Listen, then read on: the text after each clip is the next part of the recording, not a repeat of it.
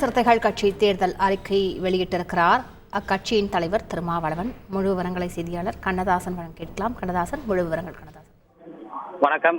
நாடாளுமன்ற தேர்தலை ஒட்டி விடுதலை சிறுத்தை கட்சி சார்பில் தேர்தல் அறிக்கையை இன்று திருமாவளவன் சிதம்பரத்தில் வெளியிட்டார். அந்த தேர்தல் அறிக்கையை தமிழக வேளாண் துறை அமைச்சர் MRK பன்னீர்செல்வம் பெற்றுக் கொண்டார். குறிப்பாக சிதம்பரம் நாடாளுமன்ற தொகுதியில் திமுக தலைமையிலான இந்திய கூட்டணி கட்சி வெல்வதாக விடுதலை சிறுத்தை கட்சி தலைவர் திருமாவளவன் பானை சின்னத்தில் போட்டியிடுகிறார். அதனையொட்டி இன்று சிதம்பரம் அருகே உள்ள ஜெயங்கொண்டப்பட்டினம் கிராமத்தில் பானை சின்னத்திற்கு ஓட்டு கேட்டு தமிழக வேளாண் துறை அமைச்சர் MRK பன்னீர்செல்வமுடன் தீவிர வாக்கு சேகரிப்பில் ஈடுபட உள்ளார்.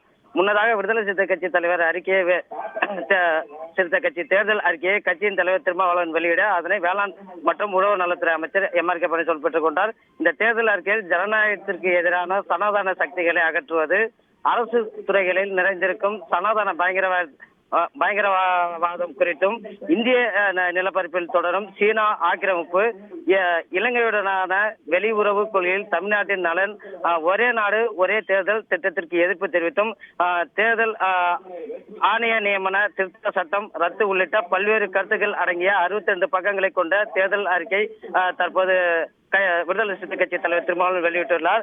முன்னதாக ஜெயங்கொண்டப்பட்டினம் கிராமத்தில் உள்ள எல்லைமன் கோவிலில் சுவாமி தரிசனம் செய்து தற்போது பிரச்சாரத்தில் ஈடுபட்டு வருகிறார்.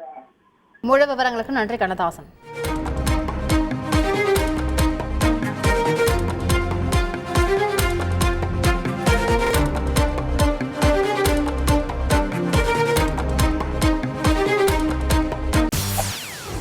செய்திகளை உடனுக்குடன் தெரிந்து கொள்ள உடனே சப்ஸ்கிரைப் பண்ணுங்க.